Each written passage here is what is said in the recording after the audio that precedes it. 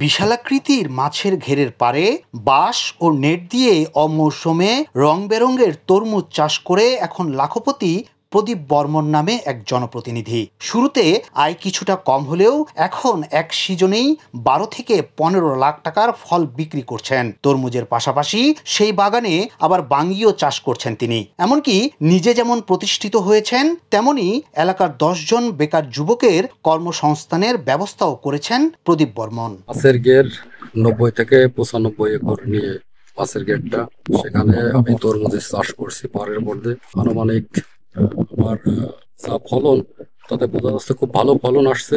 ভাগ্য বদলের এই গল্প নড়াইলের কালিয়া পৌরসভার 6 নম্বর ওয়ার্ডের কাউন্সিলর প্রদীপ বর্মনের। প্রায় 20 বছর ধরে কৃষিকাজের সঙ্গে জড়িত তিনি। পৌরসভার গোবিন্দনগরে ভক্তডাঙ্গার বিলে প্রায় 95 একর জমিতে একটি মাছের ঘের রয়েছে তার। মাছের পাশাপাশি সারা বছর ঘেরের পাড়ে শাকসবজি আর ফলমূলের আবাদ করেন তিনি। বাজার দরও মোটামুটি ভালো। আমার 5 থেকে 6 লক্ষ টাকার মতো খরচ আছে।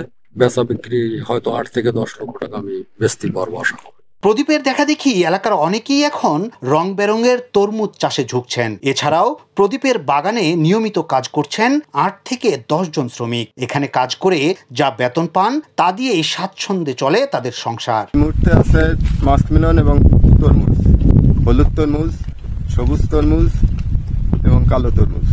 ফলন ইনশাল্লাহ খুব ভালো হয়েছে। যদি বাজার দর ভালো হয় তাহলে একটা ভালো লাভের আশঙ্কা করছি আমরা এই প্রদীপ বাবুর ঘের, যেটা এই ঘেরে এখানে আমরা কাজ করি, 15-16 জন কাজ করি।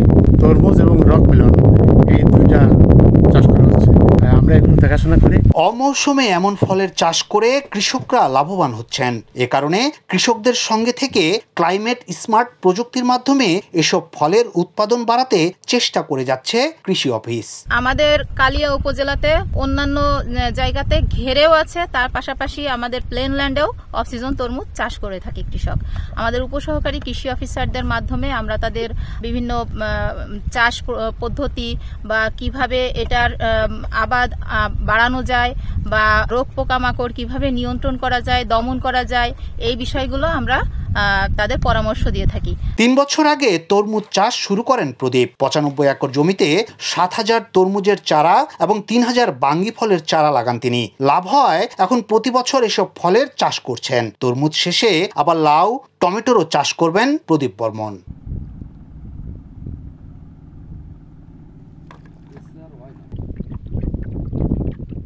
ইয়াসিন আলী, সোনালী নিউজ।